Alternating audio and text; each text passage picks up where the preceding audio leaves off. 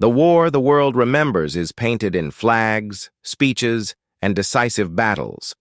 But beneath the thunder of tanks and the roar of bombers, another war unfolded in sealed rooms, coded messages, and choices never meant to be public. While cities burned in the open, quieter fires were lit behind locked doors. In neutral hotels, intelligence officers traded lives for information.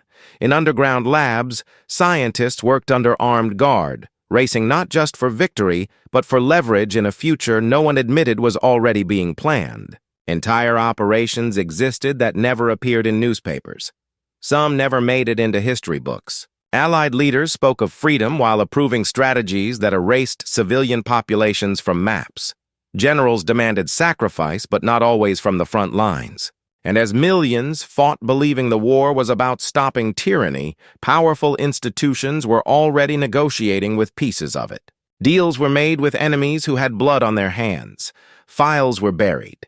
Witnesses disappeared into silence. Victory was never just about defeating the Axis. It was about controlling what came after.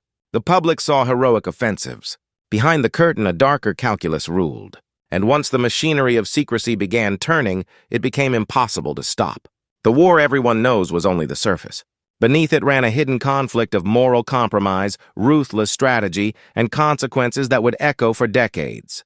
The question was never whether terrible lines would be crossed. It was how many, and who would be allowed to remember. As the fighting intensified, intelligence agencies stopped thinking in terms of right and wrong. They thought in terms of advantage. Former criminals were recruited as informants. War profiteers became strategic assets. Scientists tied to atrocities were quietly spared in exchange for their research. What mattered wasn't justice. It was usefulness. In occupied territories, resistance groups were sometimes supported, sometimes deliberately sacrificed, depending on larger military priorities. Entire uprisings were allowed to fail because they interfered with long-term planning. Bombing campaigns were designed not only to destroy industry, but to break civilian morale. Officials knew tens of thousands would die. The calculations were made anyway. In secret detention sites, prisoners were interrogated beyond legal limits. Psychological pressure, isolation, and coercion became tools of policy. The war for information grew as brutal as the war for territory. Meanwhile, negotiations quietly took place with individuals who had served the enemy, laying groundwork for post-war intelligence networks. The same men who once enforced totalitarian control were now being reshaped into assets for the coming geopolitical struggle. The message was clear. Some crimes would be punished. Others would be forgiven, as long as they were useful. But every compromise deepened the shadow, and with each hidden deal, the war drifted further from the ideals it claimed to defend. By the time the Allies gained momentum, the secret machinery of moral surrender was already unstoppable. The line between victory and corruption had blurred beyond recognition, and then the consequences began to spiral. Civilian cities vanished beneath firestorms that created winds strong enough to tear people from the streets. Refugee columns were mistaken for military movements and wiped out from the air. Resistance fighters who had been promised support were left exposed, executed in waves of retaliation. Entire populations became strategic variables, not lives, numbers. In intelligence operations, informants betrayed neighbors, families, and entire communities, often to save themselves.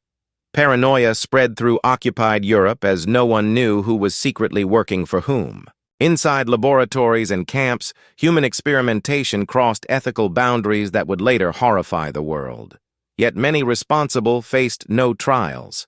They were relocated, protected, employed. The pursuit of post-war power quietly replaced the pursuit of justice. Even within Allied ranks, soldiers witnessed actions that conflicted with everything they believed the war stood for. Some spoke out, most stayed silent. Trauma followed them home. Governments released carefully curated victory narratives while suppressing reports that complicated the moral story. And as the war ended, the official triumph masked a far more disturbing reality. The world was saved from one nightmare, but another had been quietly constructed. A global order shaped not only by liberation, but by secrecy, compromise, and fear. The damage was no longer confined to battlefields. It had been woven into the foundations of peace itself. After the surrender ceremonies and celebrations, the hidden war did not end. It transformed. Former enemies became covert partners. Intelligence networks built during the conflict evolved into permanent institutions of surveillance and influence. The scientific knowledge extracted from brutality fueled new weapons programs. The psychological tactics refined in secret prisons shaped future interrogations. And the moral flexibility learned during total war became standard practice during the Cold War. History textbooks focused on bravery, strategy, and sacrifice. They rarely lingered on the bargains made with darkness. Files were classified for decades. Some remained sealed, not to protect national security, but to protect reputations. The uncomfortable truth is that the modern world was not built solely on victory over fascism. It was built on choices that blurred justice, buried accountability, and normalized secrecy as a tool of power. The war everyone celebrates ended in 1945. The hidden war it created never truly stopped. It lives in intelligence agencies, shadow conflicts, and the quiet acceptance that sometimes terrible things are done in the name of stability. And the most unsettling part is not that these secrets existed. It's that they worked. Because once a nation learns it can win by compromising its values, it rarely stops doing so. The silence that followed World War II wasn't peace. It was the sound of truths being locked away forever. Long after the guns fell quiet, another operation began, less visible, more enduring. It was not fought with artillery or code breakers, but with archivists, lawyers, and carefully drafted memoranda. The battlefield shifted to filing cabinets, intelligence vaults, and closed parliamentary hearings. What could not be erased would be reclassified. What could not be justified would be reframed. Entire categories of wartime conduct were sealed under national security exemptions. Reports detailing civilian targeting strategies were condensed into technical summaries. Psychological warfare programs were described in sanitized language, stripped of their human toll. The language of necessity replaced the language of responsibility. In courtrooms, certain defendants were prosecuted aggressively, their crimes displayed before the world as proof that justice prevailed. Others, equally implicated, were quietly redirected into research facilities and intelligence divisions. The distinction was rarely moral. It was strategic. The public trials became a theater of accountability. The private negotiations remained invisible. Governments understood something fundamental. Victory could survive moral compromise, but legitimacy could not survive full transparency. The emerging global order required faith in institutions. It required citizens to believe that lines had been drawn and defended. So the lines were redrawn. In intelligence circles, new doctrines were developed based on wartime lessons. Information dominance, plausible deniability, preemptive destabilization, concepts refined in crisis, were formalized in peacetime.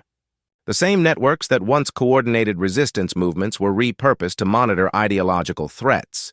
Surveillance expanded quietly, justified by the memory of how quickly democracies had once nearly fallen.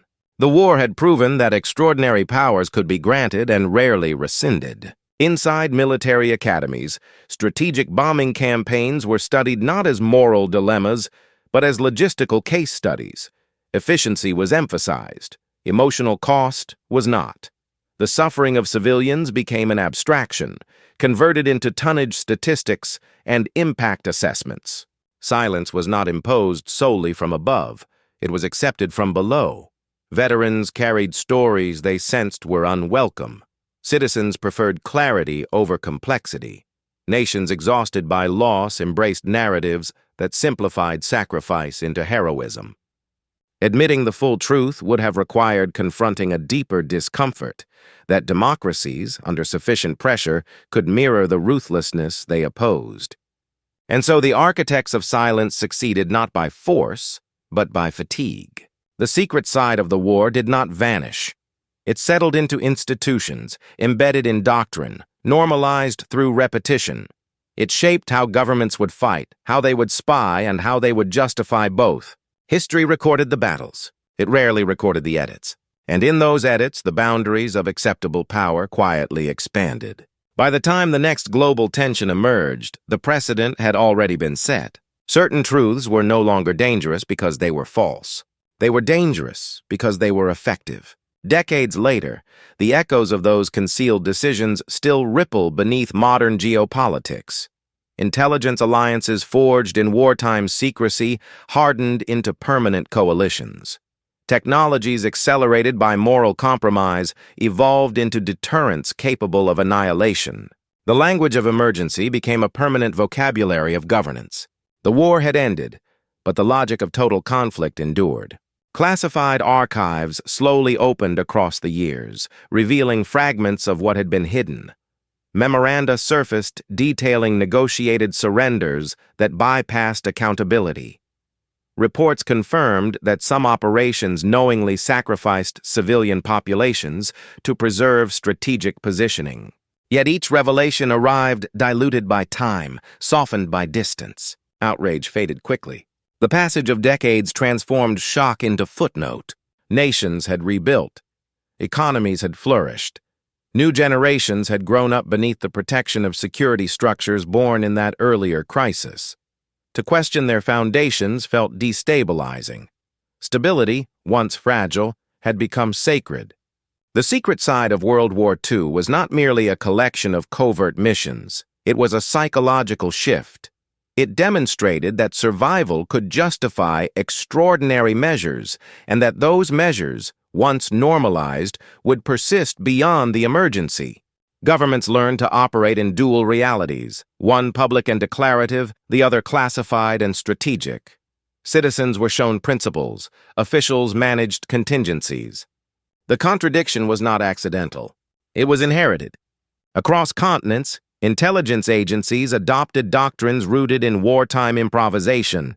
Proxy conflicts replaced open declarations. Covert interventions reshaped governments without formal invasion. The methods were refined, but their origins traced back to choices made when the world believed it was fighting for its soul. The unsettling truth is not that leaders faced impossible decisions. It is that the machinery built to confront those decisions never fully dismantled itself. Every generation inherits both the victories and the shadows of the one before it. World War II is remembered as a clear moral struggle, and in many ways, it was. But beneath that clarity lay a quieter education in power.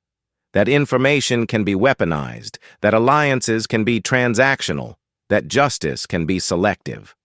The hidden war taught nations how to win in silence, and silence, once institutionalized, becomes difficult to challenge. The monuments stand in public squares, honoring sacrifice and courage. The classified files remain in guarded vaults, honoring something else entirely. History celebrates the day the fighting stopped. It rarely acknowledges the day secrecy became permanent. What was buried was never fully dead. It simply learned to operate in the dark.